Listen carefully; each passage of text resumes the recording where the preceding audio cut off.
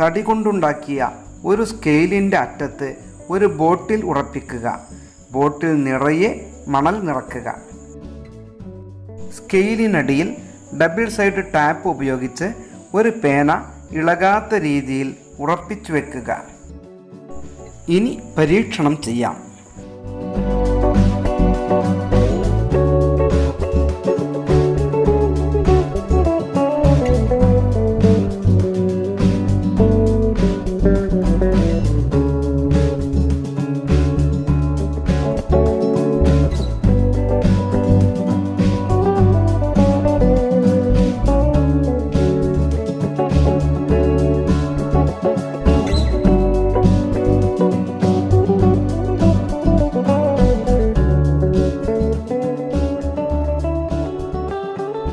ഒരു ഉത്തോലകത്തിൽ യത്നഭുജത്തിൻ്റെ നീളം കൂടുമ്പോൾ യാന്ത്രിക ലാഭം കൂടുന്നു.